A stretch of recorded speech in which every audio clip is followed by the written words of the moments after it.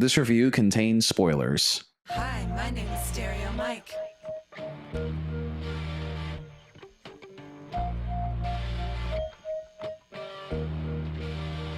Yeah, we got 3 tickets to the Brand Van concert. Greetings, programs, and welcome back to Nothing in Moderation. There he is. He's laughing already. We're not even 15 seconds into the episode, and he's already laughing at me. I thought you were going to put more of a robotic Greetings, program. programs. No? No, Okay. no. That's all right. They don't sound that robotic in the movie. No, just true. Just the bit. Just the bits. Yes. Yeah. no. Yes. That's true. And we might as well just get into this right now because he revealed himself. Yes, he did. Very early. We Very have early with on. us today the professor, as I like to call him, Dr. Jeff Stevens. Well, that makes me feel awkward. All right. I'm just an adjunct. No. I said that. Well, the reason I call you the professor is because last week, so when we were talking about this episode and that we were going to have you on, and I called you the professor then because I thought I knew movies. It pales to your knowledge. It's unreal. It's because I had a very sheltered childhood. It was just me and my G.I. Joes and movies. And Flash Gordon. Yeah, Flash Gordon. Yes. dude.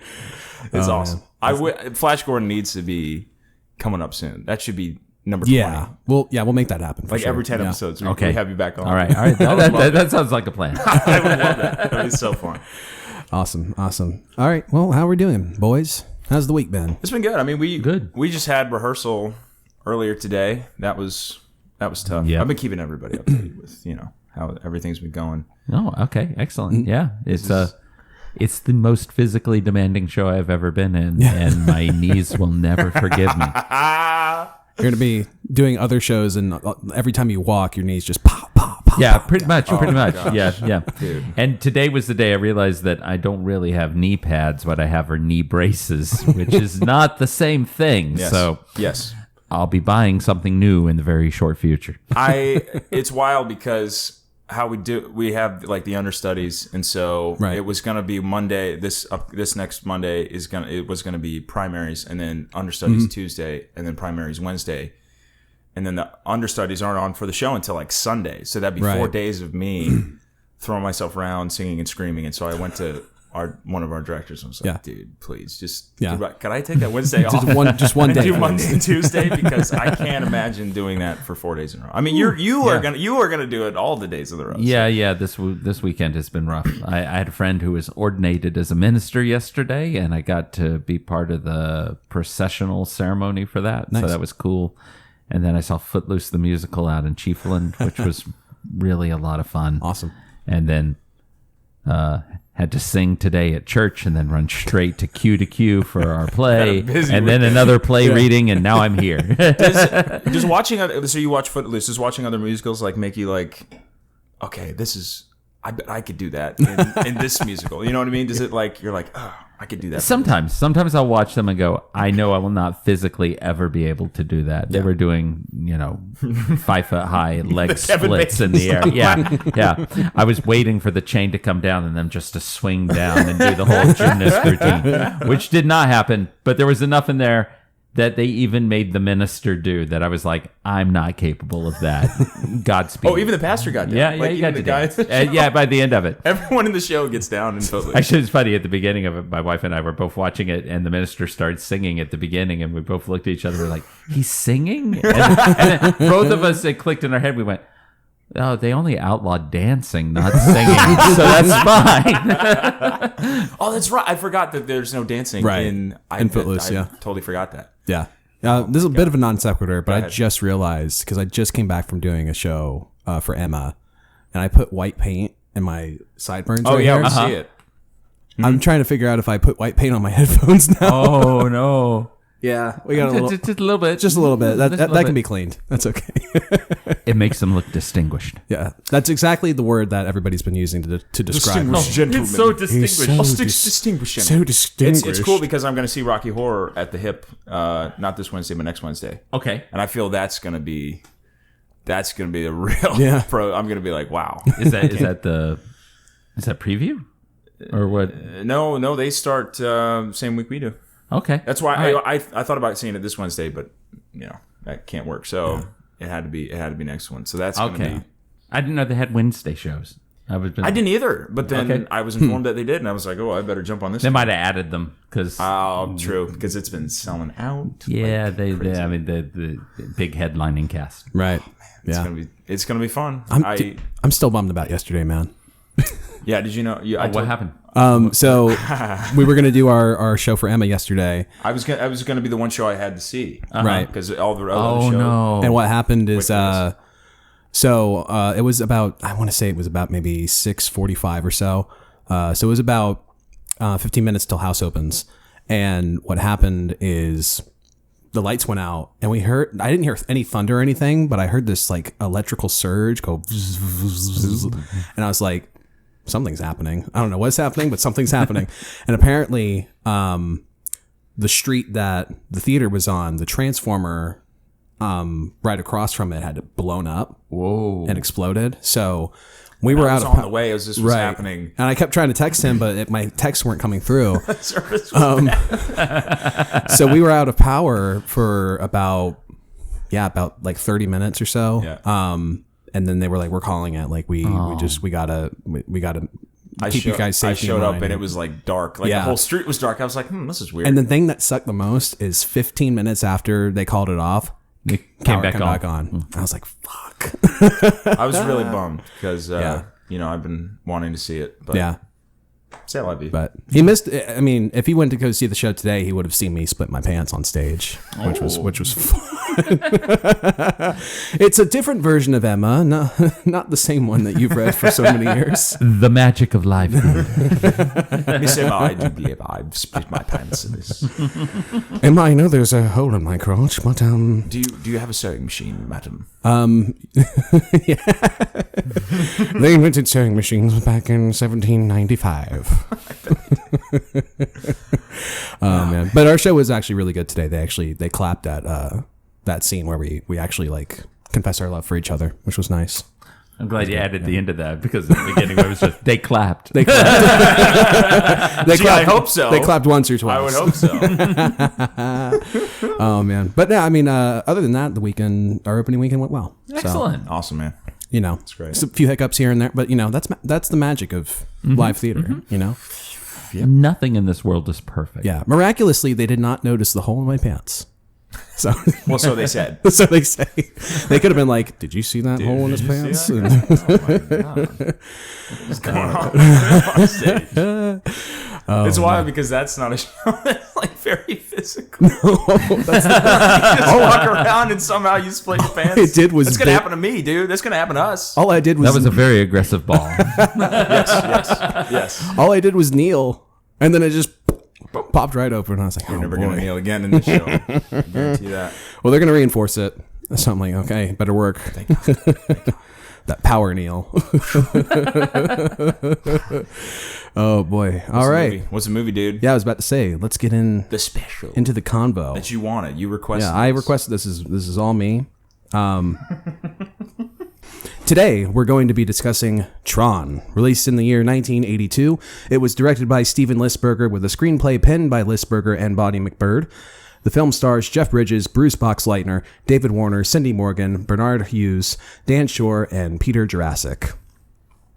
So, boys, before we get into the actual film, I will say, as of this recording, I have seen Tron Ares, Yeah. and I have some things to say. Okay. No spoilers. Don't make this a mini review within a review, dude. Don't do this. I've seen the social medias, and many people have many things to Yes. say about Tron Ares. It is a very divisive movie, I would say. I liked it. I think that it was definitely. I mean, it just from the get go, like the visuals and the music are like just top tier, like the best thing ever. Like no complaints there. Mm-hmm. The script, however, is just it's not bad. It's just lacking, and we'll get into why I think it's lacking later on. Because I think that You should just put the movie on the list.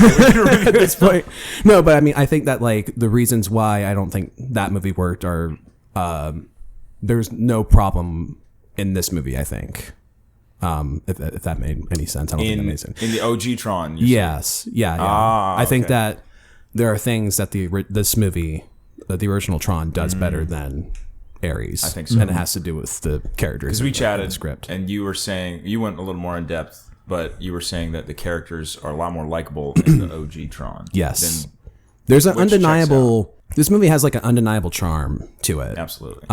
Like I watch it and I'm like, I'm sure that like, you know, nobody would ever say that this is like high art in terms of like the character development and all that, but like everybody just is so likable. Like there's something about it where like I don't know if it's the actors they chose or just like the corny lines or something like that. You just you really just dig all the characters in the movie, be they users or programs. So, but I think that was something that Ares was lacking in for sure. So, but I probably won't go back to talking about Ares for the rest of the episode. But I felt doubt like- that. I bet it's yeah, it might come back. Who sometime. knows? Yeah, I mean, there's really, and this movie is a lot smarter than I thought it was. I forget Yeah. that, like, you know, it may be Disney, but it gets smarter than Yeah. like for an early '80s audience. Yeah, Like even me, I was watching like in the beginning, I was like, whoa, what's going on? Yeah. because I'm not like a computer guy. there is some weird like you kind of have to suspend your disbelief a little bit about like, well, why does Sark look exactly like Ed Dillinger? Like it doesn't quite make a whole lot of sense, but I feel like Well, it does make sense. well, The Sark Dillinger one slightly less because Dillinger Yeah. wrote the MCP. right. But for everybody else, having the programs look like the person who wrote them Right, right. is a clever Right. conceit. That was very Yeah. smart. Yeah, and I think it does save like you having to hire a ton of actors. You just use the same actor. point. But I mean, like they all do a great job, and you know that's why you see Clue is Jeff Bridges and Tron is Bruce Boxleitner and Yori is Cindy Morgan and all that. So, of course, Stark David Warner, who I think well not I think, but David Warner also voiced the Master Control. Yeah, for Yes, he as did. well. I think he did. Yeah. Yeah. So, yeah, I guess like 30,000 foot view. I love this movie. It's such a delight. It's like, you know, the way I describe it to people who have not seen it that I know, I'm like, I wouldn't call it a great movie, but it's a movie that I personally love. Like, cause you know, everybody I've talked to about it that has seen the original Tron, they're like, I just, you know, I fell asleep like halfway through. And I'm like, you just have bad taste, but that's okay. Did you know that both Siskel and Ebert gave this a 4 out of 4? Both gave the original. They Tron knew 4 out what of 4. they knew what was up. Yeah. They saw something in it. You know what I mean? Like, because it did get mixed reviews. Did you watch this in theaters when it came out? Did you watch the original Tron? Let's see, when Tron came out in 82, right? 82, So I was 8 at the time. I might have seen it in the theater. I know we had the Disney VHS, and I watched that quite a bit growing up.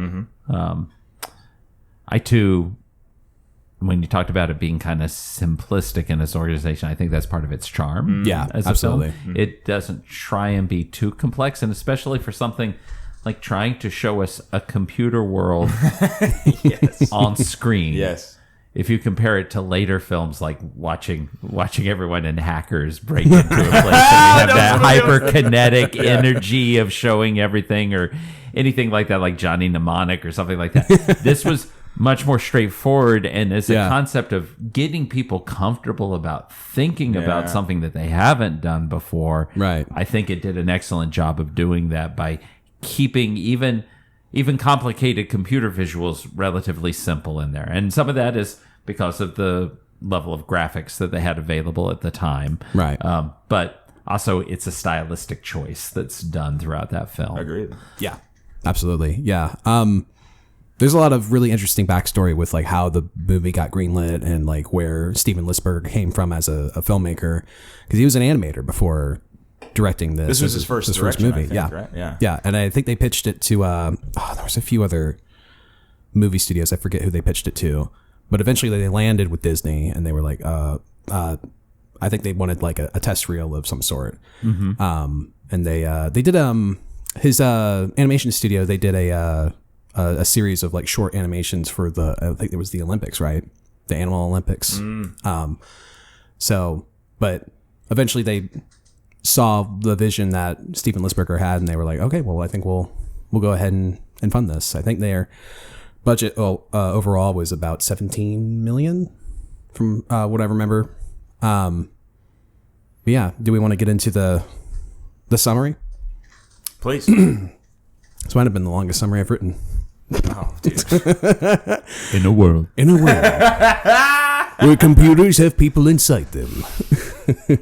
Kevin Flynn is a computer programmer who was cheated out of the credit and position that he deserves. Now he spends his days at his arcade, beating everyone's high scores and being the coolest guy in town. But when an opportunity arises for Flynn to regain his position at Incom, he is transported to the Grid, a world hidden inside the computer. There he meets a program named Tron, a protector of the Grid and warrior of the users. Together they must defeat the tyrannical Sark and the master control program who control every facet of the Grid. So, You summed it up nice.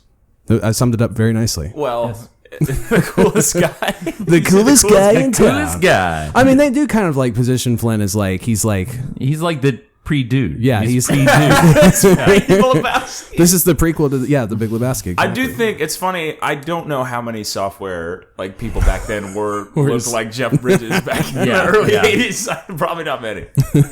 No, it's just like they do give him a little bit of an edge because he's, in some ways, he can be a jerk. Yeah. But he's a likable jerk. This computer programmer, he's fucked. Yeah. Yeah.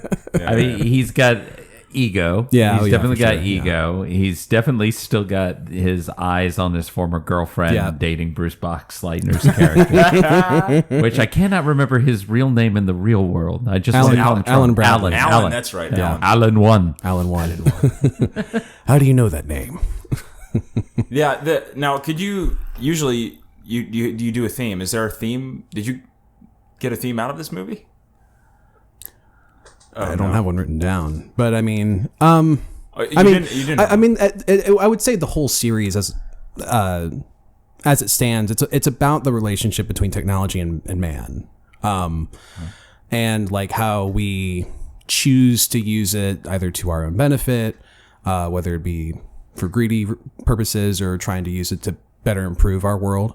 That's something that Ares also taps into too. I think a little bit, not as subtly as the first two movies. But that is like, I would say, the through line. And I think it's a pretty like prescient sort of It's a theme that's more relevant now than it was then, I think. Yeah. Because now we think about AI and we think about like all the AI slop that gets posted on social media, and but I think we also forget about the other side of AI where it's like more about processing and data and stuff like that. And I feel like AI in that way can be used for the betterment of mankind. Sure. But it seems like right now we're at the stage where AI is mostly used for just the dumbest shit ever, and it's like the art stuff that human should be done. Right. Yeah. And where it isn't being used for that, at least for me at the moment, I have the concerns about the companies that manage the AI programs, because they're very, in most cases, they're the same companies that currently manage our social media. And we already can see how they manipulate algorithms to go in a certain direction. So that's my big concern with it.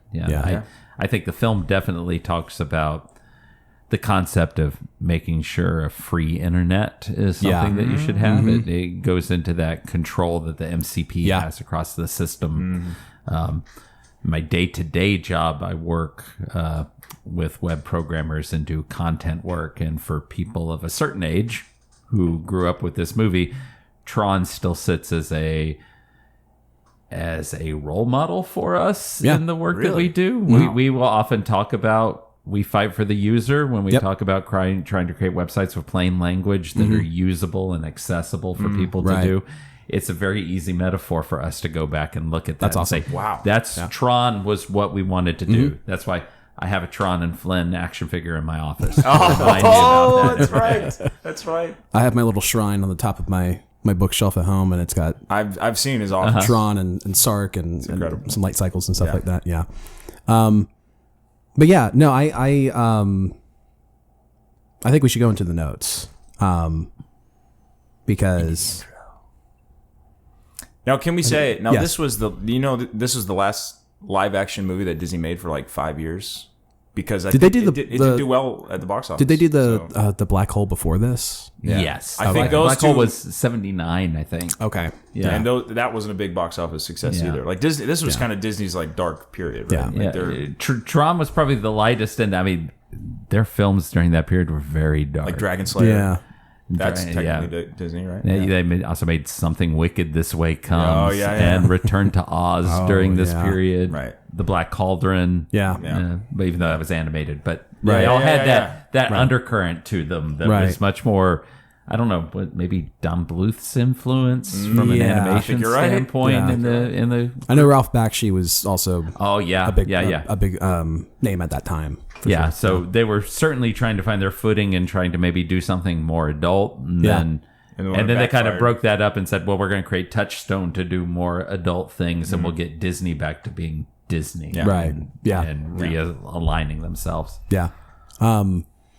I think this movie made $50 million on a $17 million budget, which, I mean, when I think about it, I'm like, that's good. And then Disney's like, well, we didn't make like Star Wars numbers, so I think we're going to. Well, that's Disney now. Yeah, Well, that's what happened with Legacy as well. Where And it looks like Right. that's what's going That's to happen what with happened Ares with too. Ares. It's not doing well. So you can't, if you're a fan of Tron, you just can't win. it seems to be a running like- theme with Tron. It Yeah. underperforms, and it becomes a cult classic later. yeah, Yeah. Like, It's the same thing with the TV show they did, Uprising, where like it came out. It was actually pretty well received, but the viewership wasn't there.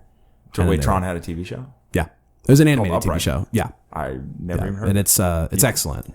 yeah. I've heard of it. I haven't watched it. I haven't watched Yeah, it either. yeah. So Wow. and yeah, the viewership numbers weren't there, and they were like, time to pull the plug on that. And so we're just like, we're starving over here. We Tron fans. It's a hard knock life for you guys. Wait a minute. no, bring it back, please. And so, if Ares doesn't make any money, it'll probably be another 15 years before we get another movie. If that. Yeah. Yeah. It is almost, unfortunately, I have to give thanks to Jared Leto for even producing the movie, because I don't think it would have happened if he wasn't attached to That's the only time the you're gonna project. think And Jared Leto. yeah, the one and only time I'll ever Yes. thank him Yeah. for anything. What did you think of the intro? Well, that's my first note. Oh, I love the visual at the beginning of the movie with the creation of Tron. It's such a creative and trippy sort of visual, with all the pieces coming together and forming him.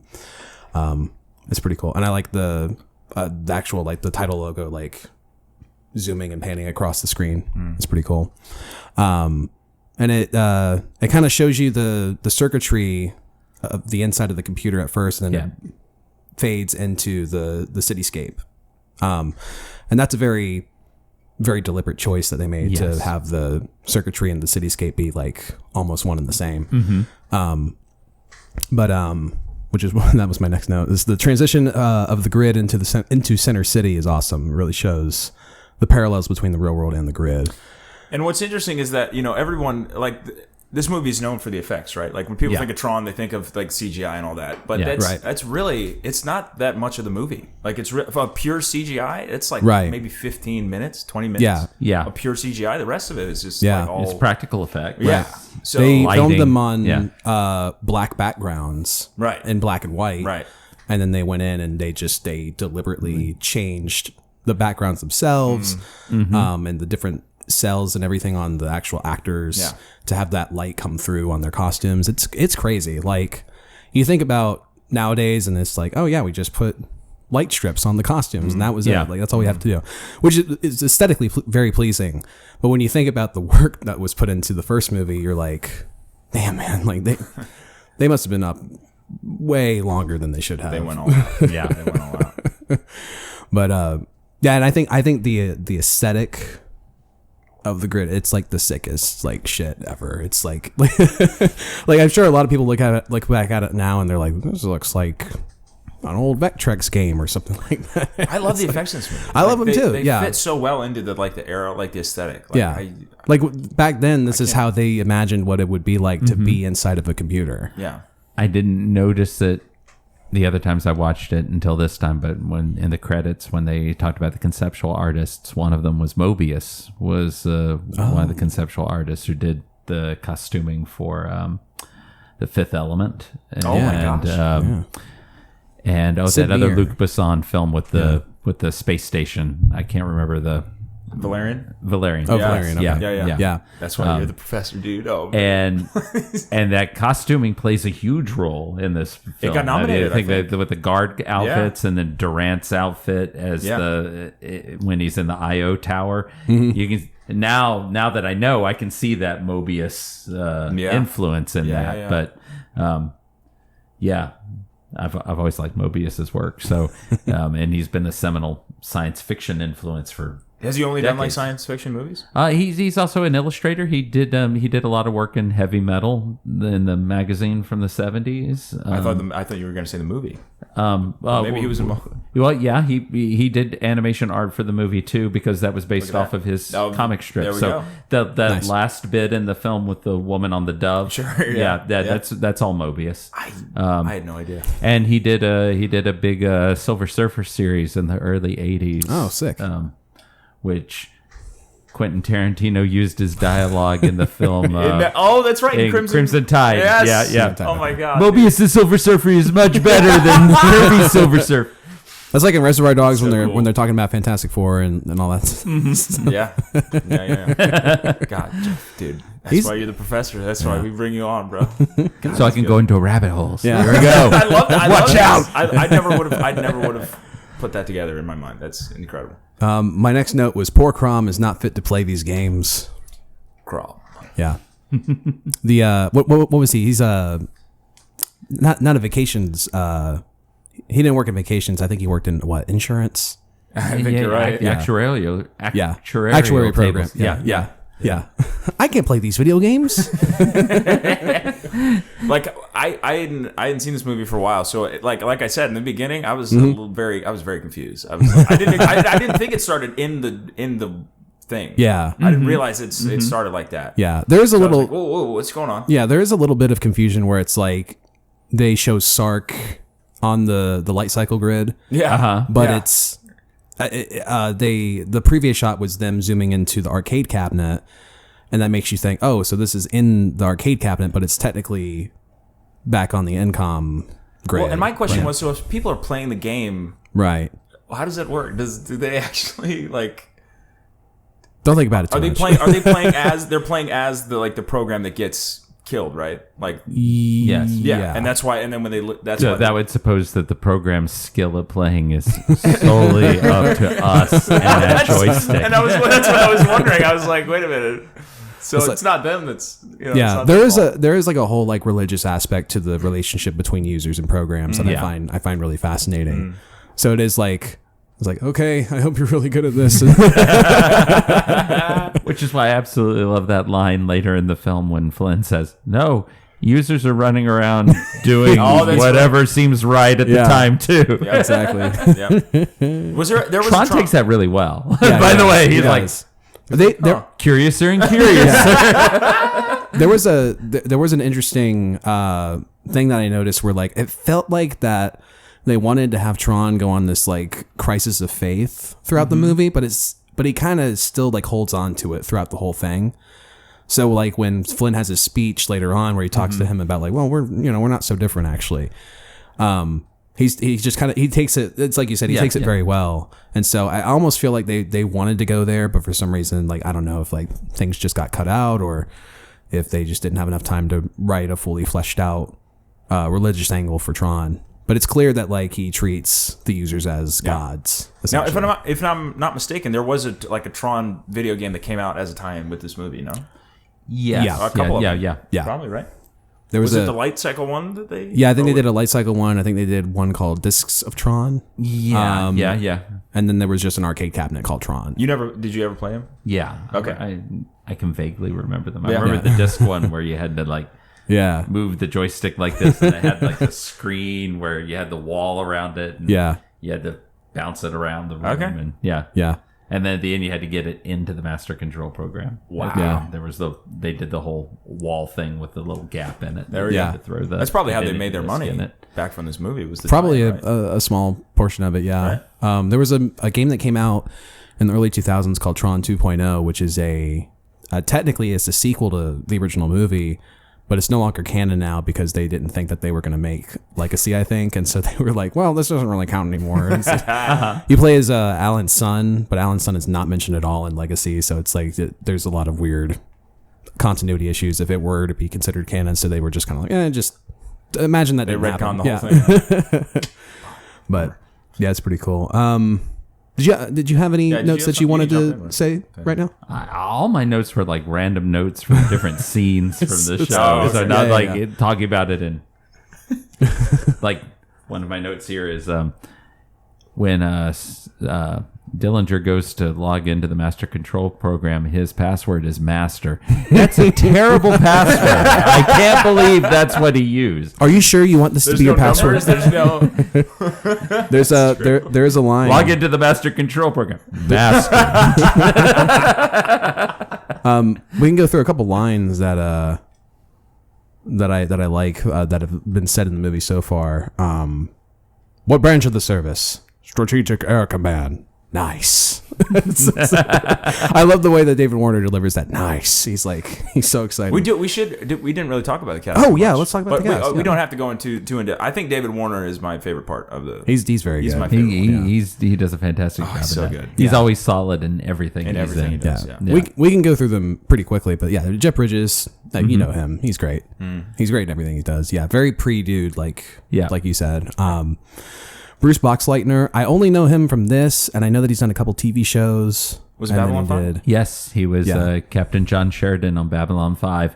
And Peter Jurassic was also on Babylon 5, playing the Centauri ambassador, Londo Malari. So they got to team back up again. Was it like a one episode thing or was it like? Oh, no. They were series regulars. Oh. So they were on that show for 4 years. Unlike Peter dying very quickly during This the movie. disc fight. Here. True. Yeah, David Warner, he's great. I think Peter O'Toole was in the running for a role in this movie, and I can't remember if it was for. It was that one. It was for Ed Dillinger. Okay, I think he wanted Tron, if I remember correctly. I think he wanted to be Tron. Okay. That would have been interesting. But they were like, no, you don't fit the bill. So, but then Sydney Morgan, which I think this is the only thing I know her from. Caddyshack is. Caddyshack, The okay. only other one I know. Okay. And then the actor who played Ram, I don't know his name. That is Dan Shore. Dan Shore. Yeah. He's also Billy the Kid in Bill and Ted's Excellent Adventure. Excellent. That's a deep cut. And then Bernard Hughes, who plays Walter and Dumont. Uh-huh. I feel like there's something about Dumont in the movie where I'm like, this guy's just the best. Like, Yeah. like he's that like wizened like sage character, but like I love how all the actors in the movie they play it very seriously. They do. And they do not joke around There's no about it. tongue-in-cheek It's, at it's all. very Yeah. it's very serious. But the script knows when to kind of like make things lighter. But the characters, I appreciate that the actors they took it as if like this is a life or death situation, and it's not. Like it could very easily turn into a thing where like, well, there's no stakes because they're all on a computer. It doesn't matter. Yeah. But I think they do an excellent job of making the situation heightened. And it's a shame because I feel like Jeff Bridges is the only kind of like that people would watch this movie and be like, I know him, but like nobody Right. else. I mean, like Bruce Boxleitner, you should have gotten him. Bruce Boxleitner probably had name recognition then because he was just coming off of multiple seasons of Little House on the Prairie, which was a huge show. That's so, true. There we Yeah, go. that's true. Yeah, and also he also was in Scarecrow and Mrs. King, Yeah. which was a big spy show. Right. But he was mostly TV. Like Yeah, his film, yeah. I wish his film career had taken off because Yeah. I feel he had the looks. He had the Yeah, he could have done that. And even in Legacy, when he came back for that, I mean, he still looked pretty good. And Yeah. he sounded great. yeah. And I won't get into the spoilers for Legacy, but when you find out like what actually happened with Tron as a character, and you understand that like, oh well, they have a stand-in for him, and it's not actually Bruce Boxleitner doing all those flips and stuff, and you're like, oh okay, well I understand. He's not as spry as he used to be. But last two actors I have on that cast list are Dan Shore and Peter Jurasik, who play Ram and Crom, respectively.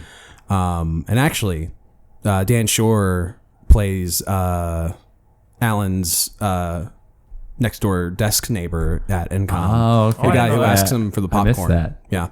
I missed that too. I did see in the cast list this tiny Easter egg because he doesn't have any lines, I don't think. But conscript number 2, when they're taking Flynn into the game grid, is Michael Dudikoff, the American Ninja.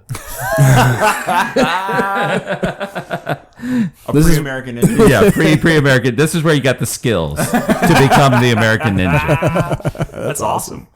Oh my god. This is why we like having you here. You have these really obscure. I was like, oh my God, Michael Dudikoff. And I guarantee you were one of maybe like 15 people that would have said that. That's incredible. That one guy listening to this episode, he's like, oh, he gets it. Oh yeah. Okay, back to the lines. But the second one I wrote down was I would say welcome friend, but not here, not like this. I don't know, there's some of these lines that are like, they're not like amazing lines, but I don't know, it's like the way they deliver them is so nice. I love the line where Dillinger walks into his office and talks to the Master Control program, and he's like, no problem, Master C. If you've seen one Consumer Electronics show, you've seen them all. I like when the Master Control program, when he's done with Sark near the end of the film, and he says, you've already reached your decision gate, and I can't afford you any more time. End of line. End of line. That's the next line I wrote down. That's all computer lingo we don't know, but it sounds dangerous. I would have been, if I was in Dillinger's shoes, I would have been like, did you say the Kremlin? Wait, what? The Pentagon? Wait, hold on. So going back to my regular notes, I wrote, it is kind of funny when Jeff Bridges is playing Clue that he kind of talks like a robot.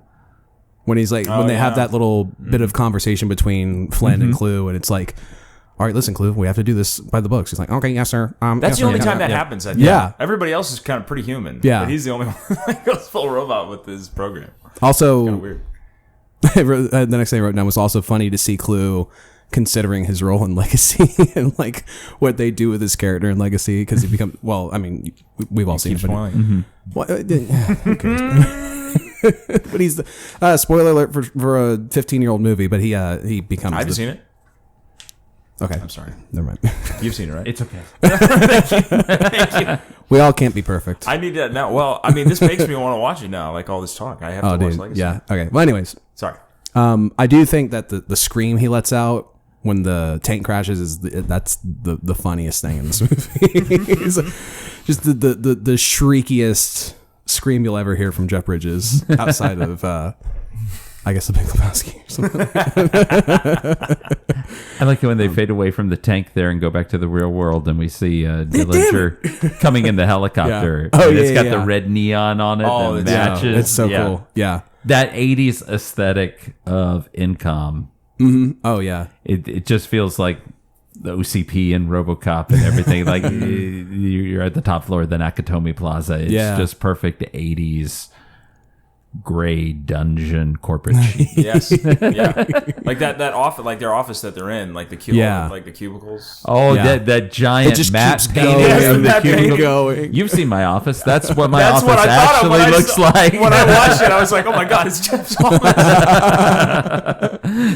Oh, It's dude, incredible. it's hysterical. Yeah. And then I wrote down, you're the best program ever created. Clue proceeds to get derezzed. Poor Clue couldn't even make it. I love the phrase D-Res. Yeah, dude, that it's is the best. I wonder That how is many awesome. people like caught on. You know, I'm sure they figured it out real quick what it meant. You will But be subject to automatic de-resolution. yeah, That is all. yeah. I wonder back then they were like, "De-resolution? What does that mean?" I just wish that there was less times where the MCP then also said kill him, because it's like pick one or the other. Yeah, We're in yeah. the digital world. Yeah, there's that one part where they're playing I think it's called Ring Game, where they have the ball of light and they're throwing it at the ring. And Crom's hanging on the edge, and Sarga's like, kill him. And it's like, well, hold on, wait a minute. I thought it was a de-resolution. Hold on. Yeah, I said I absolutely love the bits. Their voices are so funny and endearing. They are one of my favorite parts of Tron, like ever. Period. Like, and it sucks that they're not in Legacy, but yeah. Yeah, I mean, because the bit can only do yes and no. Yep. Right. Because well, why was that? I forgot why. Because computer bits is what makes up a computer language, and it's the binary code. So each piece of the binary code is a bit. So it's either a 0 or a 1. It's a yes or a no. Yeah. Yeah. Yeah. See, But there's a lot of humor that can be found with the conversation. Like, I love how Yeah. Flynn later on, he's just having a full blown conversation with it. And he's just like, yes, no. And it goes full on the aliens from Sesame Street. No. Oh man, but no, I love them. They're just, I don't know, they're the best. It taps into like a part of my brain where I'm like, it's so stupidly simple. Mm-hmm. But they're so damn cute, and like that, it kind of fits into that like Star Wars mold of like we have to have a cute thing. Yeah. well, in the movie. it's a Disney truck, Right, but It's a little- But I don't know. I just like how like they're like this floating thing, and I don't know. It's like you would have a pet. Yeah. It's like a pet bird, I guess. It's close to yeah. gonna get. The digital world is a bit. Yeah, exactly. I did say that Clue's death is honestly pretty harrowing, because he's like, Yeah. and fades away. But there's an interesting thing I notice every time I watch it, where like when some programs get derez, they kind of just like fade away like that, and then some of them have that little beam of light that goes. So I don't know what the difference is really, but it is a de-resolution for both of those. So Some go to Yeah, heaven. no. Yeah. Some go to hell. I don't know. The one real weird one for me is the second time Durand is put into one when he's taken into the master control program, and for a brief moment you can see his skeleton. Oh, yeah, Oh, that's right. And it's like, You're like, wait a minute. would the program have a skeleton? Hold on, wait a I'm second. not quite. I mean, it looked really cool on screen, but I'm like, someone didn't get the memo exactly of how this is supposed to work. To show he was in pain. What can we do? Yeah. That's it. And I love the way in when they reintroduce the concept of de-resolution in Legacy, that they, when they do get derez, it's like they turn into like little cubes and Oh yeah. and they like become like a pile of cubes on the floor. It's pretty sick. Yeah. This should just become a big pile of bits. Yeah. Yes, no, yes. That's what happens when instead of your body becoming compost, it becomes something else entirely. That's good. My next note was good choice of always shooting the city at night. It makes it look like the grid. That kind of taps into. Yeah. And the only time we ever see the city during the day is at the end. At the end. Yeah. Yeah, I mean, and even during this in the city, it's neon too. Like, there's a lot of neon Right. colors throughout. Yeah. and like when they're in the car, I don't know how far ahead this is, but like when, so what's her name? Is it Lori? Is Yep. it anymore? Lori. Lori and Alan. I thought it was Laura. It's It's Laura and Yori. Lori. Yeah, Yeah. So when they're in the car and like the red, like Yeah. that shot, that I love that. That was very good. It's a lot of kind of Miami Vice, pre-Miami Vice in a way. Yeah. And then, my next note was I love the way that Matter, or I love the look of how Matter gets digitized in the movie, where it has the, and they did it with the orange first. I also love how, for the practical effect of that they went to the Lawrence Livermore laser array, the nuclear testing facility, to use their laser. So they didn't have to build anything practical for it. But they were the first people allowed to film within that my God. facility, Oh, wow. because it was a top secret facility before that. Where But, is that?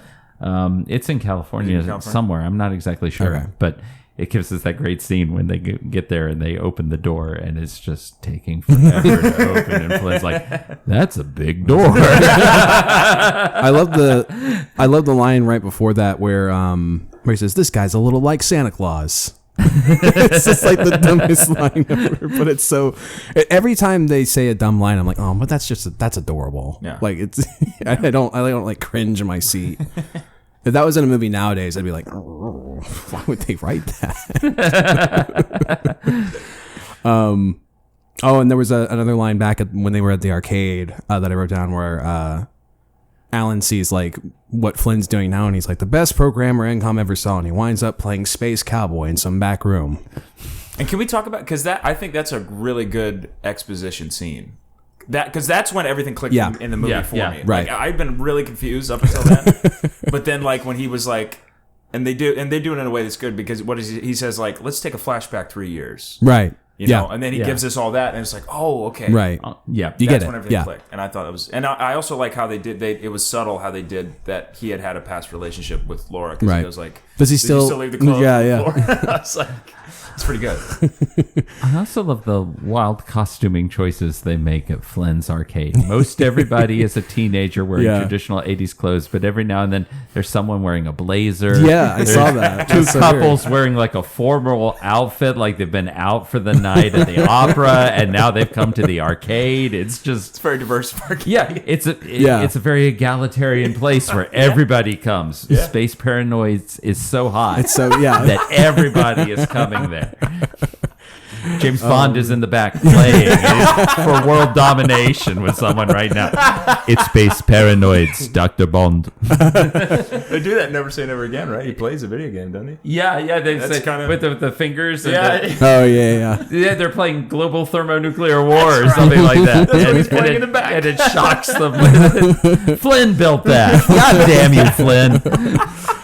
Can we curse on here? Yeah, oh Yes, yeah. you can. Oh, yeah. Okay. Yes, you absolutely Yeah. can. Fantastic. Have you ever played Pac-Man, Mr. Oh man, that's so good. Now, did they set up a relationship between the two before the arcade too? Because like then Alan goes like, no, she doesn't, and then right the clothes on the floor. Oh no, she doesn't. And then it clicked in my head that they're also. I don't think- know if it teases. When she Yeah. says we're going to go and visit Flynn, where they get out of the car, Alan's character is already kind of getting like defensive, and he's like, "This is your old boyfriend." Oh, There's some yeah. line like that leading yeah. into. I missed that one. Yeah. Yeah. There's a line that Walter says where he says, "Computers and the programs will start thinking, and the people will stop." And I was That like, exact Yeah. same Yep, note yep, right yep, here. yep, yep. That's where we are today. very poignant is what I said. Yeah. And then they tell him, "You're obsolete. Get out." Yeah, get out. Yes. That can be arranged. Was that a threat? No, it was weird for me because the setup is that Dillinger stole from Jeff Bridges. Yes. Yeah. He's considerably older. Yeah. Yes. Like this older guy He's just sleazy. that was starting yeah. at the same time. Yeah, yeah, It was I hilarious. would have a hard time if David Warner came in and said, "I created Space Invaders." Like, did you really? This old British guy. It was all me in my lab. I was there at my computer programming Space Paranoid. There's like 5 of them, right? He programmed 5 of these games. It's like, wow, this old British guy can work, man. I love that at the beginning of the movie, Bradley doesn't like Flynn much, and then they slowly become friends. It's weird. It's like he becomes friends with Tron, and it's sort of Bradley? Alan. Oh, okay. Yeah, Alan 1. Okay, my bad. Sorry, Bradley? Alan Bradley. Oh, Alan Bradley. Excuse me. He has a last name too. I forgot. I thought it was one. Alex Warren. But I like that they become friends at the end of the movie, and the journey that he goes with Tron on, it kind of is sort of a substitute for like what would be like their friendship in real life.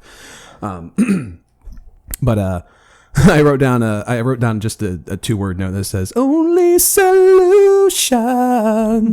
I think that they made that song for the movie, right? I don't know. Who did? Journey. Yes, they did. Okay. Yes, Yeah, okay. because it gets a huge call out in the end credits. Yeah. It's like written by Journey, and Journey's logo is almost bigger than Tron's logo in the end credits. Yeah. Should have been called Journey. And I have the vinyl for the original soundtrack. Hey, yeah.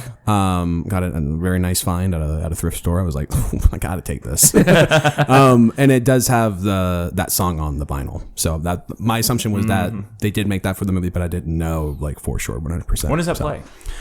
At the arcade, when they show up at the arcade. Oh, okay. And in Legacy, when Sam shows up to the arcade, they play a different Journey song, but it's Separate Ways, which is thematically But it's a Daft Punk remix, right?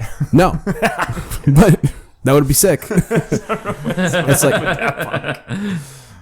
though we touched and went our separate ways.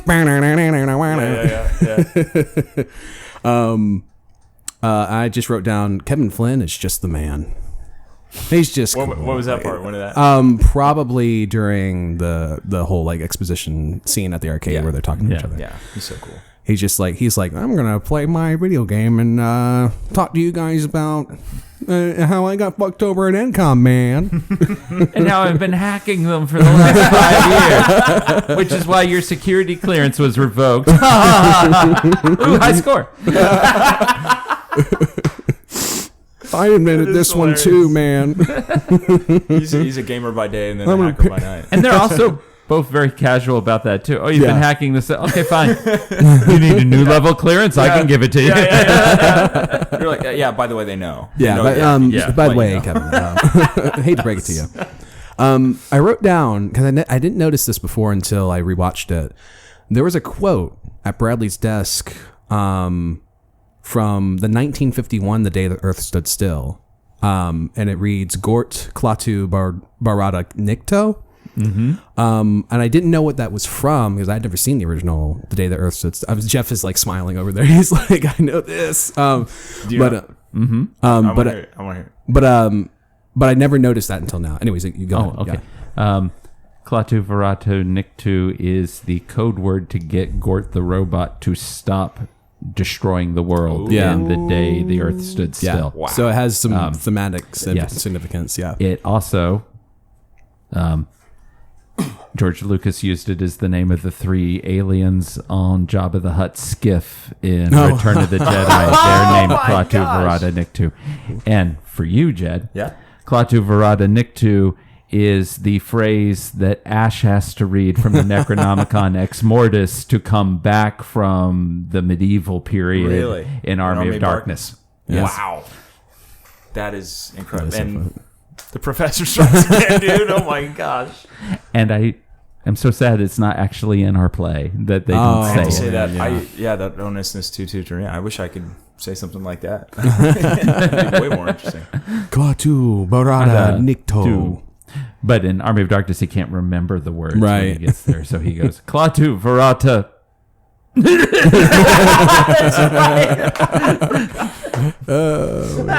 It's definitely an N-word. They play into that, don't God, it's so funny.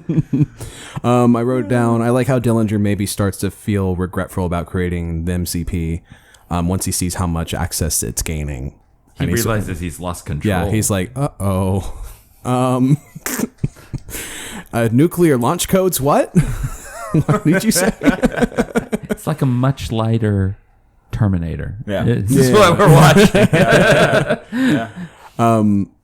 I wrote down, I like that there's still a little bit of romantic tension between Flynn and Laura. And it's not something that they ever like act upon or anything like that. What's funny is in Legacy, they established that, you know, Sam had a mom, but they never explained who the mom was. And I thought, would it have been Cindy Morgan's character? But apparently there was a comic that came out before Legacy did called Tron Betrayal. And in that, they actually, they name dropped like who Flynn's mom was, and it was somebody completely different. So just a little bit of lore for all the lore nerds.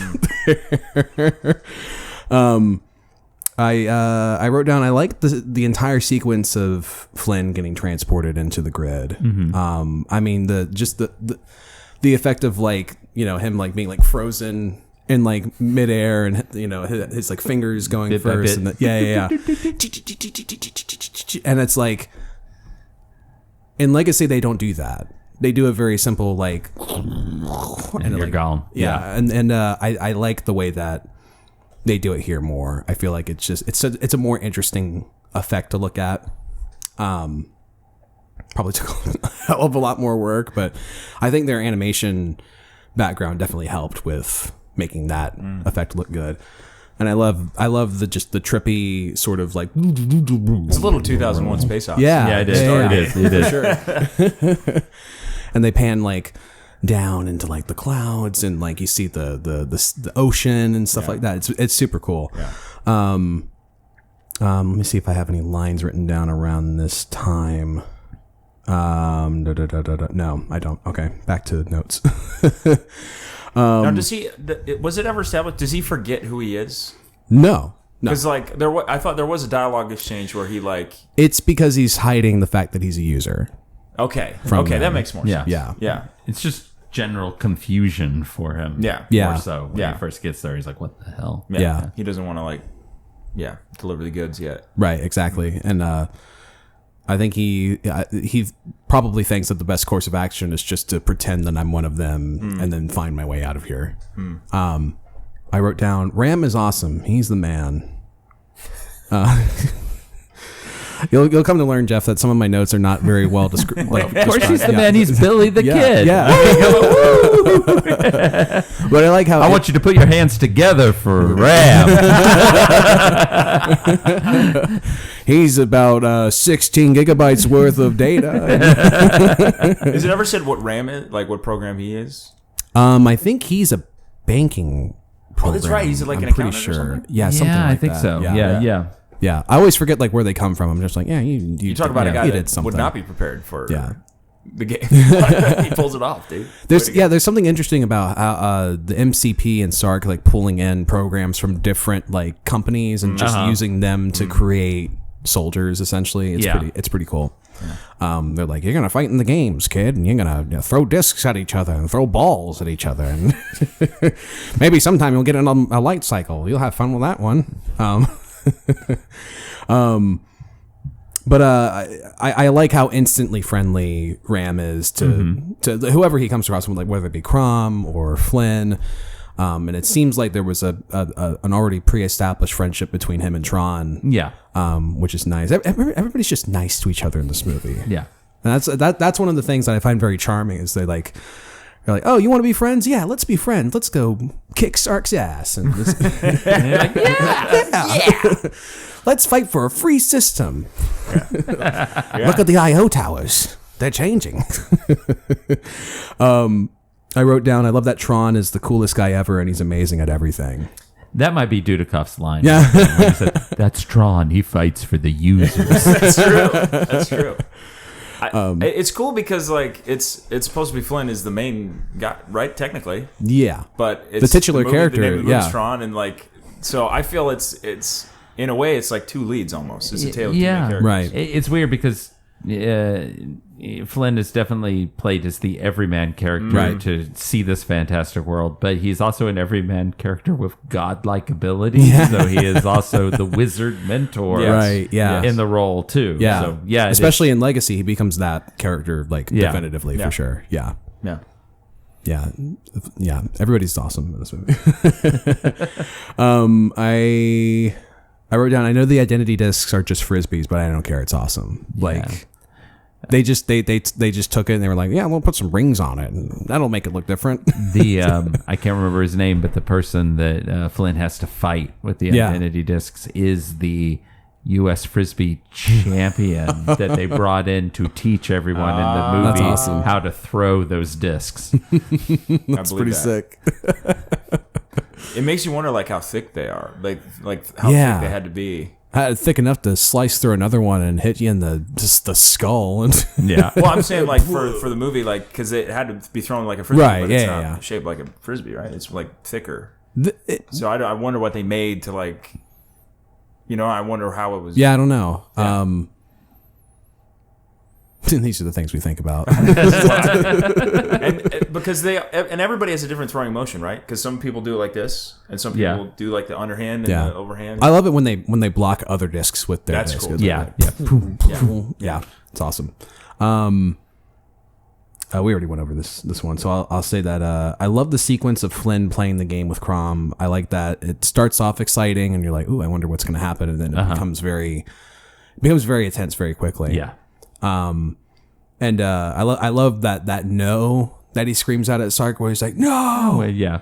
And then he's like, "Kill him!" And he's like, "No!" And he pours the ball out. I always thought if you dropped the ball with that, like, take out a ring, That's the end of Kevin Flynn. that'd be really bad. That does remind me of a line right before that I like is when the Master Control Program tells Sark that the new player he's brought him is a user, and Yeah. he says, "When someone pushes me in the real world, I push back." That's good. That is awesome. Do they know that he's a user immediately? Like, he doesn't tell anybody else, but I feel like the master the only people knows immediately. the only people that know at that point are the MCP, Sark, and I think that's it. And, MCP has to tell Sark, Yeah, Right. right? He has to Yeah, be like, there's a user. Right. Yeah. and I like how Sark is generally scared at that moment. Yeah, he's Oh, like, yeah, that's true. I mean, a user. Yeah. they made us. yeah. I love that. Yeah, he's like, so it's very clear that the regime that Sark and the MCP have built are like very anti-user, and they're like, we don't want you to believe that the users exist. Mm-hmm. But at the same time, he's like, I guess I guess I'll fight him and try to take him out for you. And I know that he. Because I think there's that part at the ring game where Sark he like wants to go ahead and kill Flynn, but he's like, I want him alive, just to kind of like torture him a little bit. The MCP is super petty. He's incredibly petty in this movie. Which is I don't know. I find it very funny that like there's a humanistic quality to the MCP that I feel like none of the other programs in the movie have, where it's like, you know, he has to get back at whoever like does him wrong. Yeah. Which is very interesting. Which is his downfall. Humanistic. Now, I hate to do this, but in Tron Ares, is it a lot more robotic? Like, are the programs much more? Yeah. Yeah. Because like we said, like everybody's human. That like everybody feels Right. human. I feel that's part of its charm. I have an explanation as to why that is, but I won't get into that just to save us from spoiling the movie. I need to shift. Next note I have is, and then we get to the light cycle sequence, which is like, it's the one thing in the movie that everybody like parodies when they parody Tron. I think Family Guy did it. I'm pretty sure. You could probably count on both hands different TV shows and the like that have parodied Tron and have parodied that sequence in particular. But I love the sound of the light cycles. I love that like there are light ribbons that keep going. That it's like a new rectangle every like few blocks. Sound got nominated for an Oscar, by the way. Yeah. It was costume and sound. Can we that talk got about nominated. the snubbery that happened with them? Excuse me. Oh, the Yeah. visual effects didn't get nominated. Yep. Because it was cheating. Yep. Yeah. Quote unquote cheating. Isn't that wild? It's pretty crazy. It just shows that like practical effects was more. It also shows what happens when you're groundbreaking and ahead of the curve. That's true. Yeah. That's true. Yeah, it is very interesting because nowadays it's like all the VFX nominees are, you know, is basically mostly in computers. Yeah. So I wonder when that It's changed. funny. I think The Abyss, right? That's Yeah. when like the effects started getting more. yeah. You know, like CGI could be seen as okay. This is something that people can do. Yeah, The Abyss, and then certainly Jurassic Park after Jurassic that. Park, Yeah. I think. Yeah. Giving us a real blend of where you need a practical effect, but you can do almost everything. And that CGI still holds up Right. 25 good. years later. Oh my gosh. The only time they do CG in this movie at all is with, well, the bits is one of them, but all of the rest of the CGI is with vehicles. The solar sail. The solar sailor, The grid bugs. the tanks. That bit, yeah. Yeah. The grid bugs I think are 2D. Are they? I'm pretty sure. It looked like could 2D be 2D. animation. Yeah. Oh, like a hand drawn? Yeah. which would make sense because of where That would make sense. they come from. Yeah. Yeah, maybe. Yeah. Going back to the cute thing. Right, yeah. These grid bugs will kill you, but they're adorable. I mean, look at Look at them. I feel that when I saw that was the most Disney part of the movie for me. When The- they, with the grid popped bugs? up, I was Yeah, like, yeah, I yeah. forgot this is a Disney movie. Yeah. It was like there's a little music cue too that. Yeah. yeah. It's very. Yeah. It's like. Can we talk about the score real quick? Because I think it's I think it's very hit or miss. What's that? There's a lot of the tracks are I would say they're good, but then there's like some tracks where it's like and I don't know, it sounds a little chaotic, but I don't know if I necessarily mind that. I feel like it kind of fits with the tone of the film, and but I mean my favorite track in the movie is where they get on the Solar Sailor and it does yeah, Keep going. but no, I think it's cool. But that ties into my next note about just the sound design in general. Yeah. Like the sounds of everything is just like it's music to my ears. Yeah. Pun intended, I guess. Right. But Well, and I like that the life cycle has no music. That it's only just that. yeah, right. Yeah. It's like that. Yeah. Hold on. Wait. Hold on. Gotta pop this. There we go. All right.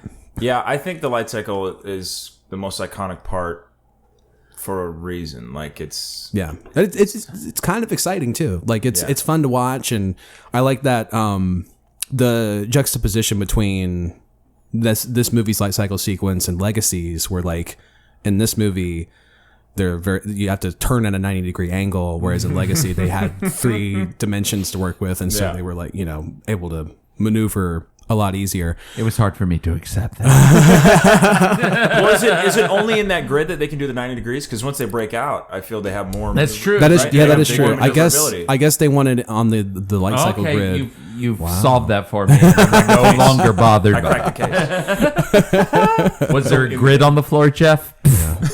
No. It's fine. Yeah. Were there grid bugs on that grid? No. Makes you wonder. But no, I think this has kind of become a running theme with the entire series, where like everything looks and sounds amazing. Mm-hmm. I think this and Legacy, they nail it on the story front, and then Ares it's kind of like, Yeah, and I mean the 3, they all learn to like work together pretty quick. There wasn't a whole lot of like build up with their relationships into becoming friends, which I think is fine. Yeah.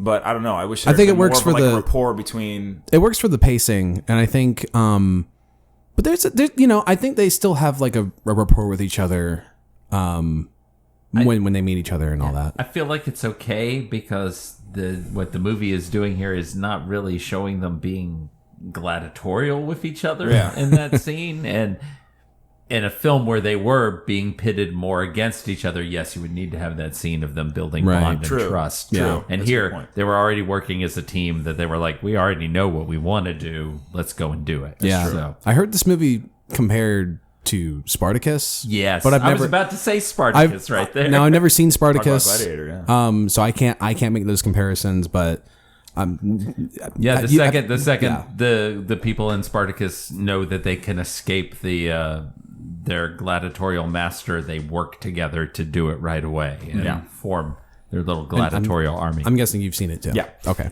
Well, and also like because Flynn immediately calls Tron Alan, right? Right. And Yeah. Tron knows who. That's what I Right. thought was cool, is that they know who their programmer is. They're Right. like, Alan 1. I know who Yeah. that is. Because they have direct communication. And I with think their- that's what causes the bond, is like, oh, okay, there's some kind of Right. connection here. Yeah.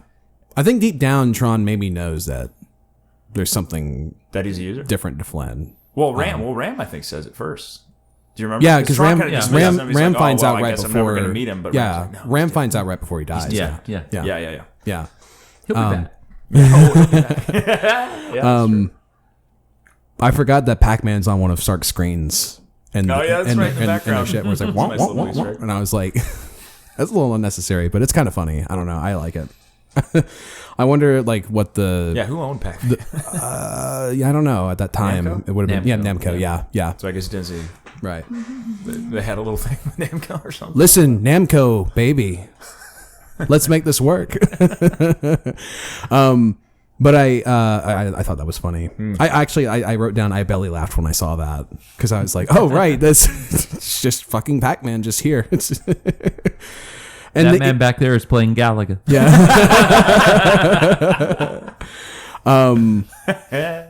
I wrote. Oh, let's see if we have any notes. Oh, greetings program. Or no, it's Lions. I need another beer. Go ahead. Taste it. Greetings what? Yeah, greetings programs was the next line I wrote. That's become like the go-to catchphrase in the series. Who says that? Flynn. Which part? When they're escaping the light cycle grid, and Flynn goes out first, and then Ram and Tron follow. Flynn looks behind him. He's like, "Greetings, program."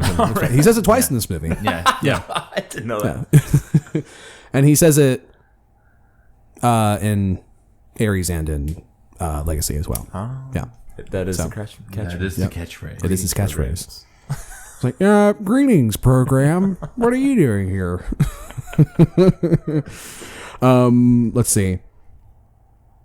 Oh yeah, I love the line where Flynn goes, "I should have never written all those tank programs." That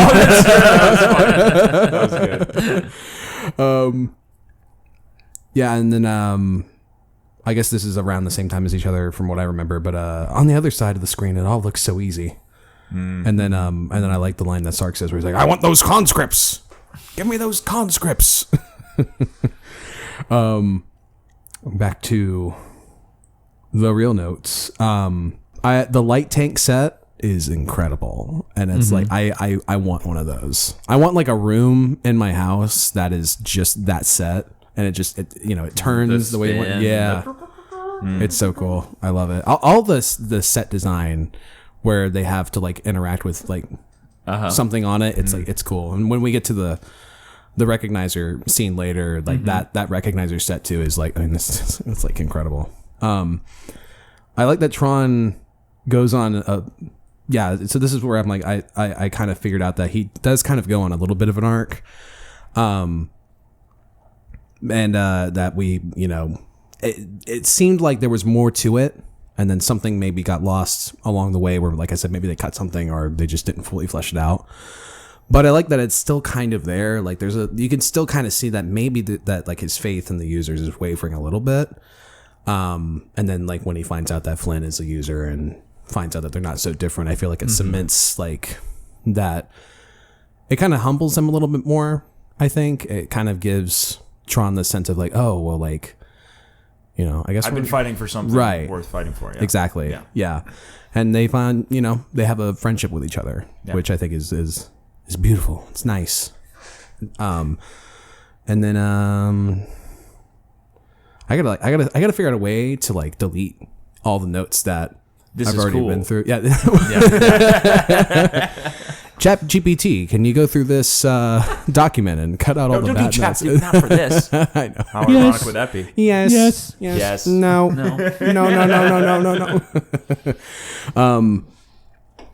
I said I love that Flynn, Tron, and Ram feel like real friends. It's actually pretty sweet.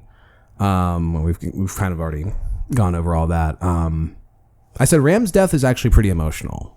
There's something about it where, like, when I first watched the movie, I was kind of like, oh, like, it's kind of sad, but like whatever. But like watching it again this time, I was like, no, I'm like, I hate that you're going. Like, come back.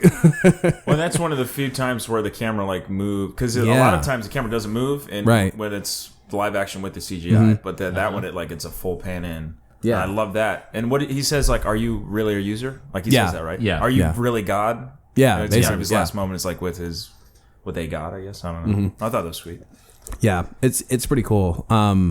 Yeah, it's probably the most emotional scene in the movie because of what you just said, like that. Yeah, because there's scenes in the real world where the camera moves, but most of the time on the grid they didn't move the camera because they had to worry about the effects. Yeah. And this is like the one shot on the grid where they actually moved the camera. So that shot must have been fucking hell to go and actually make. Yeah. But it's awesome, and I like that. Like he kind of like fades away very slowly, and he's like, and he's the only. His death is like the only one in the movie that's like pretty. It's just weird to say. It's a pretty death. Yeah. I said that Flynn learning that he has powers on the grid is pretty cool. And I like that it bleeds into Legacy as well. Like that's a thing that they decided to keep in the continuity. That it wasn't just like it's just a one-off thing. Like he can change his color and Yeah. he can divert power from a solar sailor beam and Well, I also really like in Ram's death, there is a moment there where it seems like he might be able to resurrect Ram right. from dying. Oh, that's true. But he's not yet fully attuned Right. to what he can do Yeah. in the grid. Right. So I like that it also shows that it is a slow mastery of those abilities that he has within the And system. it comes in later. It plays in later. Yeah. He is the one. He's no, Neo. I'm saying eventually you won't have to. Choose the red uniform or the blue. Oh man. I love the scene of Flynn meeting the 1-bit on the recognizer. It's just oh great, another mouth to feed. It's oh man. I don't know. There's something about the bits, man. Where did the 1-bit come from? Where did that one come from? Who knows? Because it's made by him, right? He's like, he goes like, it's the same bit that's with Clue at the beginning. Oh, it's of the same movie. one. okay. Yes. That makes more sense. Yeah. I never put that together. I thought that was just a random bit showed up. No, I think it's been looking for For him. it. That's right, This Okay. entire time he's Right. been there. Yeah. Okay. He says that, right? He's like, Yeah, did yeah. I make you? And Right. Yes. Yeah, and I do like that. I do like that scene of him flying the recognizer and him being garbage at flying the recognizer. That was wild. The recognizers are hella cool. They are awesome. I mean, yeah. They remind me of the robot Maximilian from the Black Hole. They've got that look about their top. They have an ominous shape, Yeah. but they're also goofy at the same Yeah. time, which is great. I mean, it works so well for the visual language of the world that we're Yeah. in. Yeah. That's another constant throughout the entire series where like that design is just, it's so simple but it's so effective. And you look at it and you immediately recognize Yes, and what it is. looks exactly like early 80s Yeah. Atari type graphics, and it just has that evocative look. That Yeah. is great. I like how the two in this movie, the two sides come together and they form like little like feet. Yeah, so they can just smush something like Mario smushing a mushroom. And then I like that in Legacy they sort of remix that where like it's more of a like it's like an elevator that you can kind of fly around, which is pretty cool. But can we talk about Yori and why her helmet keeps swapping? Because that's something I noticed where like when Tron finds Yori for the first time, she's got that like cap at the start, and then there's a scene where they the scene swap where they go onto the Solar Sailor. She has like the helmet that Tron and like Ram are wearing, and then when they go back to the IO tower where the MCP is, and they get kidnapped, she swaps back to like the bald cap sort of thing. It's something I noticed, and I was like, did they shoot this out of order, and that's why they? It sounds like a continuity. Yeah, it Yeah. sounds like a thing. Yeah. Oh shit, we forgot the. It was it was just something I noticed because I was like, I don't know what's up with that. I always thought it was like how so. Like I thought it was weird that Tron and Yori in their world. Oh yeah, they're boyfriend and Did they girlfriend. not get together? So they got together in the real world? Like how did two programs fall in love with each other? Listen, when a male program and a female program love each other very much, they one make goes to work for the master, and the other one's like, you know what, I'm gonna fight. That's how bits are made. That's what I was just about to say. Yes, yes. Yes, no. Can we talk about Dumont's penis helmet? Well, I mean that is a 100% Mobius design. Mobius has so many hats that conical hat shows up in all of his work. So that to me that was after I saw that his name was in the credits, I went, "Oh, that makes perfect sense that was there." Yeah, exactly. Yeah. I just thought that was funny. And then when they take him out of the I don't know what they called that. His little desk where he's like, yeah. I don't know. oh, let me talk to the users real quick. I'll come back. I also love all the other designs of people right before we get to That's the IO true. tower. Yeah. That one person is walking around with the outfit that's made of cathode ray tubes that are coming out in every which direction. It's fantastic. Those are supposed to be like discarded programs. What are those? I think they're different types of functions within the computer that aren't necessarily as highly intelligent as a program is. But because I think there's a line. I think I wrote it down. And also, strangely, there's two ladies of the evening that are in that. Yeah. There's There's such an interesting You're like, wait. There's such an interesting aspect. what program was that? There's such an interesting aspect of like the quote unquote nightlife on the on that grid where like it's like they have like their like red light district, if you will, and that was a Leisure Suit Larry program over in the corner. Who were you? Who did you program before this? I was working for Playboy or something. I don't know. Yeah. I'm pretty sure Playboy had like a game like I'm Probably, not kidding, yeah. like in the early '80s, like. They had a game for the Atari, like it was an adult game for the Atari 2600. So I mean, what is that?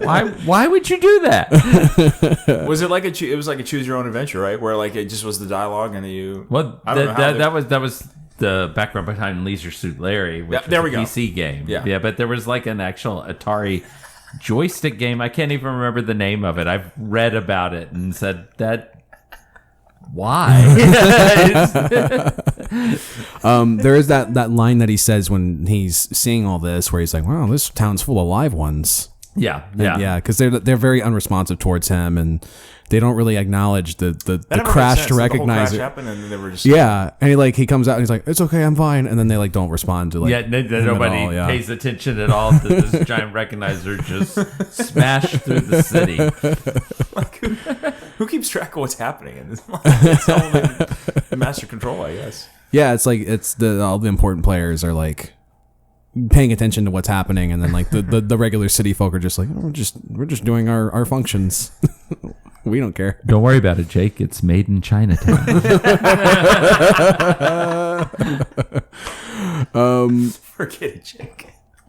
I love the visual of the MCP having that huge face on it on the pillar. Like that's another thing that's become iconic where. I almost had a stroke watching it. It's like when it's talking, it's like it's a little. There's some strobe effects. That you're like, oh my god! Whoa. Oh, I have a line from the IO Tower. Yeah. I don't know why this line. I love it so much. But Sark, when they wall it off so they can't get in, and he turns to his men and goes, "Bring in the logic probe." What does that even mean? It's like It just sounds dangerous. Yeah. Like, all right, do that. it's just their battering ram. It's I was expecting something. Oh my god, they're gonna fight it with logic. Yeah, you were expecting that, but no, it's a bunch of orcs coming up going, they weren't coming to debate. It was just Yeah, it's just in Return to the King? What's the name of the battering ram? Grom or something? oh yeah, something like that. Yeah. It was just that. It was like, man, there's nothing logical about this thing. How long can he give me? It's the same battering ram, but just Mr. Spock's head on the end of it. Logic probe. Bring out the logic probe. I'm trying to think of if there's any lines from this part of the movie. Well, there's a line that Dumont says that I really love, where he says it's that passage that he gives to Tron right before he speaks to Alan, where he's like, "All that is visible must grow beyond itself, extend into the invincible. You may pass, my friend." It's a nice little. that was nice. Yeah, I like that. It's like there's a clear like religion aspect to the movie, and it's like I said, like with Tron, they kind of. It's really Tron who's the only character in the movie that kind of taps into that. Yeah. Because Yori doesn't really have anything to do with that, and neither does Ram or Crom or anybody. I think it's funny else. how quickly like he switches up his tune too. Like, it's like Yeah. the guards are coming. Okay, you can go. Like they see the guards. I can't let you pass. Yeah. Never mind. Is some of that because of Tron's belief in the users, or is it also a reflection of the fact that the NPC has locked down the entire system? I think that's part of Tron it. is the only one who thinks he can break through the system. Right. Yeah. I think you're right. Because everybody else has decided they no longer have IO access. They can't talk to their 'Cause he's- users. They that- can only talk to the MCP. Right. Because he's programmed that way, right? Yeah. Yeah. I think that's a really good point, Jeff. I don't know. Yeah, and I love the line that he gives when he gets his disc back from Alan, and he says, Yeah. "This is the key to a new order. This code disc means freedom." You know, and a part of me wishes that they had cut to like a live action of Alan like communicating with a computer. Yeah. I wish they had Yeah. done that. Yeah. 'Cause that would have kind of like that's what I was expecting it to do, but instead it's just like his voice. Like, Yeah, just his voice. it's God. Tron! Because that's presumably what he's doing while they're like while Flynn is like getting Yeah. is that he's like on his computer trying to Yeah. Been trying to do this for right. the last 3 Yeah. days. Right. in It's- Tron World. It's established in Legacy that cycles in the grid are longer, but Yeah. in the real world, it's only by like a few minutes or something like that. That checks out. So, so that means that like when spoilers for Legacy again, but when Flynn gets trapped in his version of the grid and he's been in there for like 20 something years, he's technically been there in grid time. It would be like probably like thousands of years or something like that. So he feels like he's older than he actually is, which I find interesting. So that would explain why in the movie it doesn't feel like it's been that long in the real world. And anyways, so Good to know. sorry that I'm retroactively spoiling Legacy for you. Dude, I'm gonna know the whole movie. this episode. You're gonna forget about it by the time you watch it, We'll see. and you're gonna be like, "Wow, this Daft Punk score is Man, a lot. the best thing ever."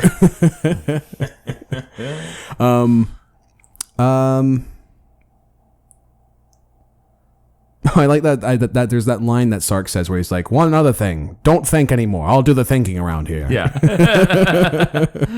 That's a good one. And then like the rest of my notes are about basically the last little stretch, the finale, if you will. But what? Oh, I was going to say, if we're going to go to the end and skip the solar sail, because I love the solar sail. Oh yeah, no. Let's talk don't about the skip solar the sail. solar Yeah. Let's talk about that.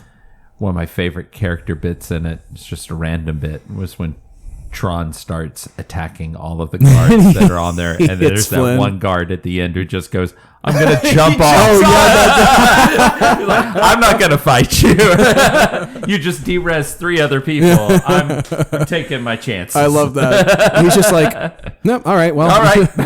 It's also it's wild to me that like Flynn didn't even like Flynn actually like kind of attacked him. Right? Yeah, like, yeah, he didn't yeah. even like, hey, it's me. It's like he went out. I know. He could have easily he could have been He could killed. have said, "Hey, it's me. He could've said something. It's only when he's like Yeah, off the I love side. it. He's hanging off the side, and he's like, "Greetings, program," and Tron's like, "Flynn, you're alive," and he's like, "Oh, not for very long." Yeah. It's like you could have said that sooner, dude. There's that face he makes right when he looks down, where he's like, Yeah.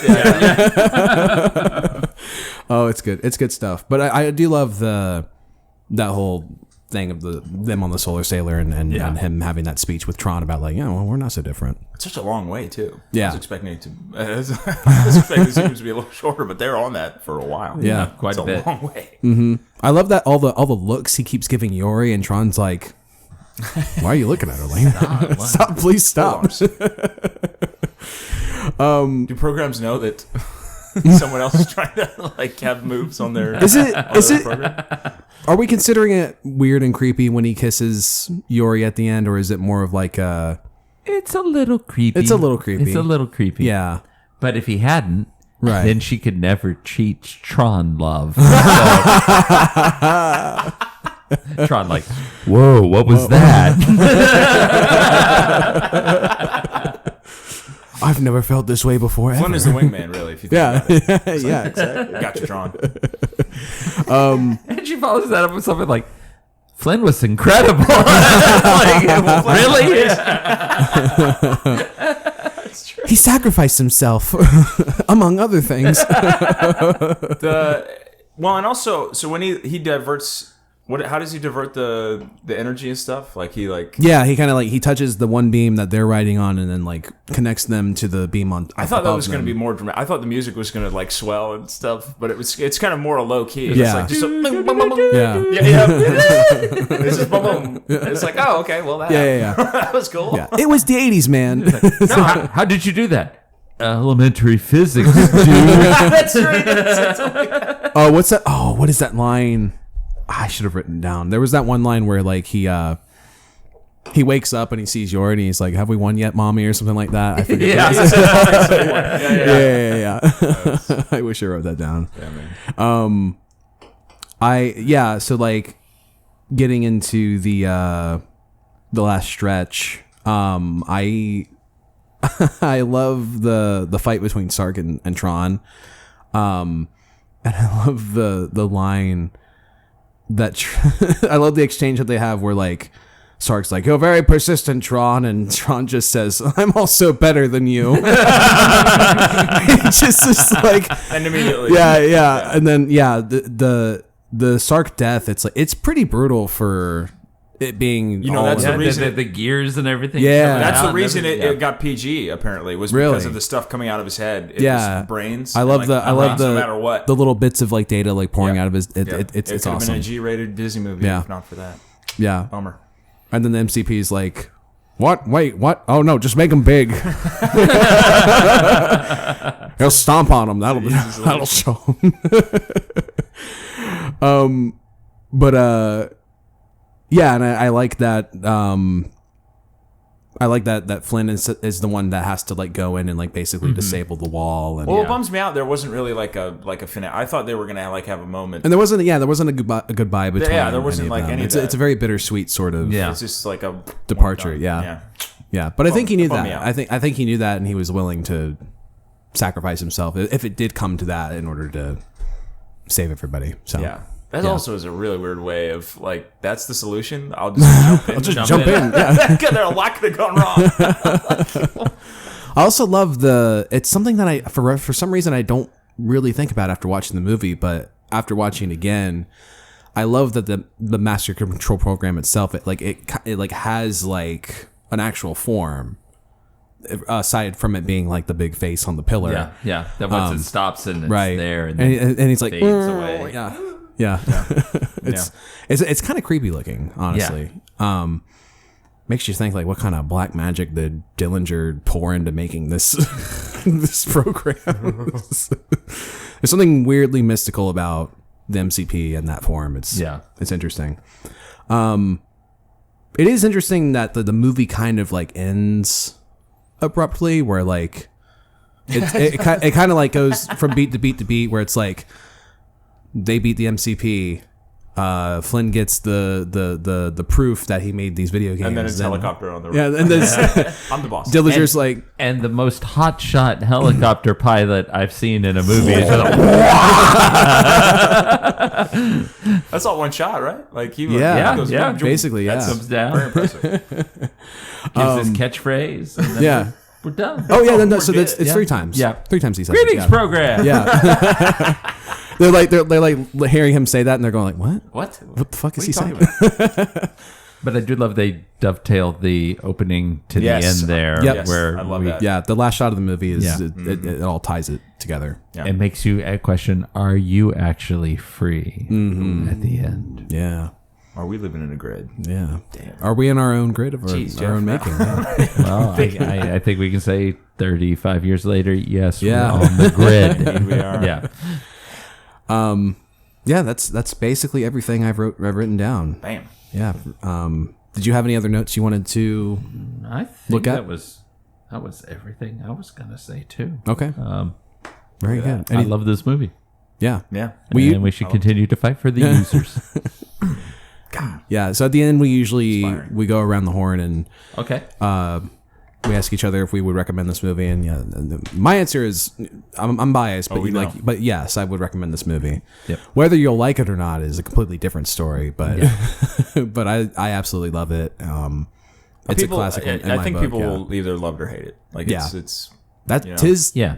the repeated history of this That's the Tron franchise. way. Yeah, you'll either true. love it or you hate it. And even if you don't like it, it's important to see it to understand the history Yep. of where visual effects have gone. Yeah, Between this film and I would say The Last Starfighter, those are the two films that really created where CGI has gone. So That should be on the you've list. got to see both yeah. of those. Well, I think you put it on the list. The Last Starfighter. I'm pretty sure you did. Did I think so. Oh, look at me.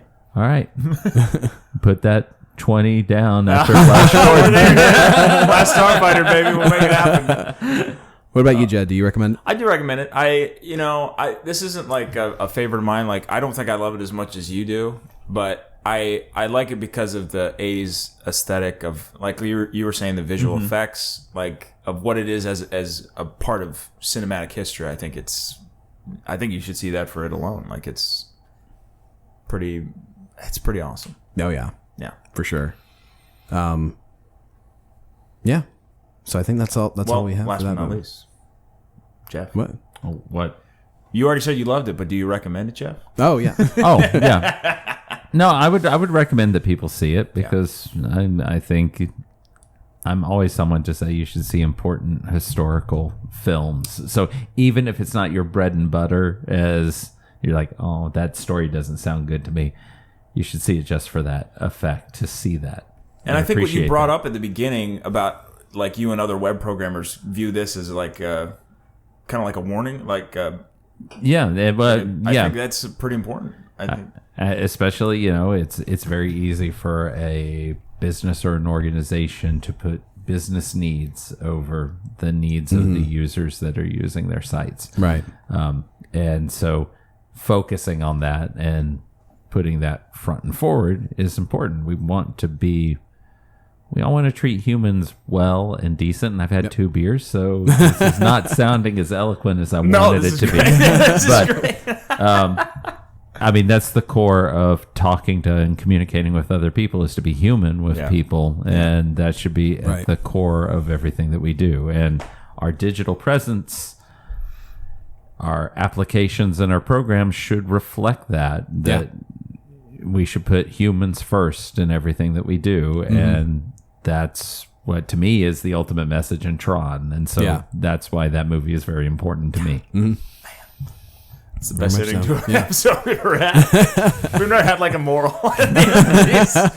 Hi, everybody. It's like He-Man coming in and going, what did we learn today?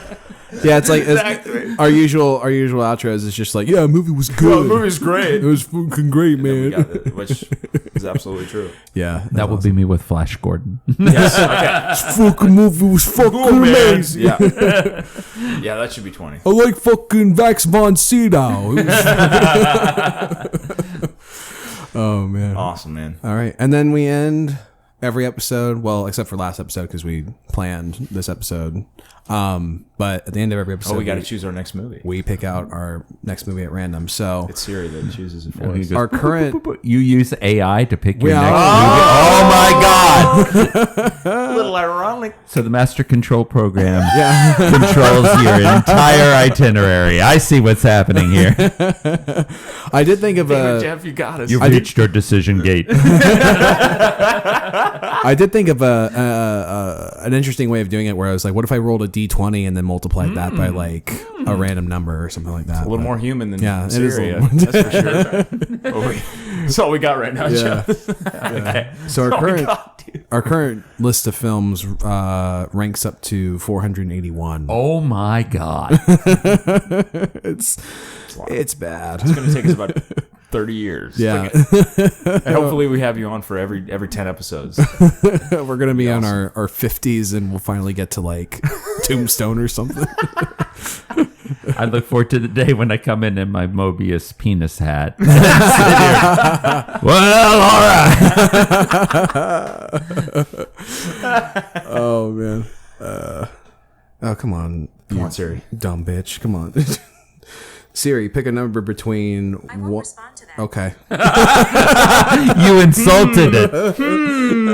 Did you not just learn that the MCP is very petty? Oh my god. Oh, It's hurting nose, dude. When Noah pushes me, I push back.